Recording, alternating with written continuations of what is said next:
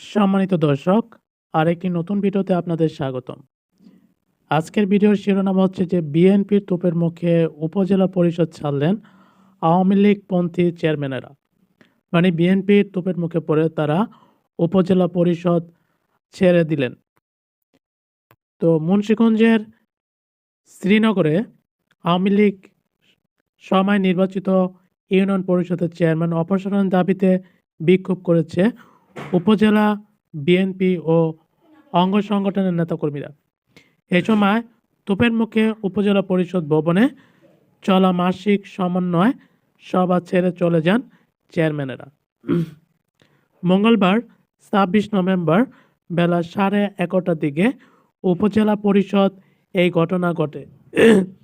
Police পাহারায় পরিষদ ভবন ছাড়েন বিএনপিপন্থী এক চেয়ারম্যান সহ আওয়ামী লীগপন্থী চেয়ারম্যানেরা। স্থানীয় ও দলীয় সূত্র জানায়, বেলা 11টার দিকে শ্রীনগর উপজেলা পরিষদ মিলনায়তনে উপজেলার মাসিক সমন্বয় সভা চলছিল। এমন সময় বিএনপি ও অঙ্গ সংগঠনের ৫ শতাধিক নেতাকর্মী পরিষদের প্রাঙ্গণে উপস্থিত হন। সেখান থেকে উপজেলা বিএনপির সভাপতি শহীদুল ইসলামের নেতৃত্বে নেতাকর্মীরা উপজেলা নির্বাহী কর্মকর্তার কক্ষে প্রবেশ করে শেখ হাসিনা সরকারের সময় অবৈধ ভোটে অভিযোগ তুলে ১৪ চেয়ারম্যানদের অপসারণের দাবি করেন। শ্রীনগর ইউএনও মাহিউদ্দিন তাদের কথা শোনেন। এ সময় উপজেলার সরকারি কমিশনার জুবায়ের হাবিব, শ্রীনগর থানার ভারপ্রাপ্ত কর্মকর্তা ওসি কায়ুম উদ্দিন চৌধুরী, শ্রীনগর ইউনিয়ন পরিষদের চেয়ারম্যান তাজুল ইসলাম সেখানে উপস্থিত ছিলেন। পরে সভা থেকে বেশ কয়েকজন আওয়ামীপন্থী চেয়ারম্যান বেরিয়ে যান।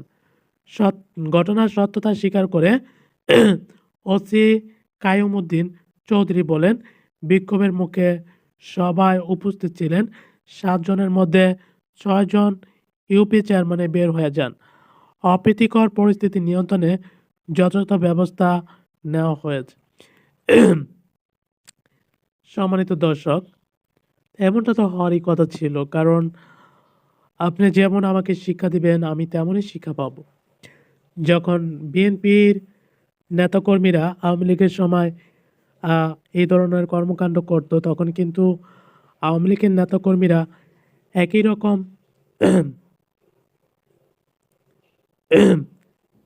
একই রকম কর্মকাণ্ড তারা পরিচালনা করত। এই কাজটা এখন বিএনপি করতেছে। সো এখন কি শোধবাদ হয়ে গেছে, তারা যেমন করছে তারাও সেরকম করতেছে। তো এখন দুইটাই কি সমাধান হয়ে গেল। এখন বিষয় হচ্ছে যে এগুলো আসলে হবেই স্বাভাবিক, কারণ এটা হওয়াটাই অস্বাভাবিকের কিছু না।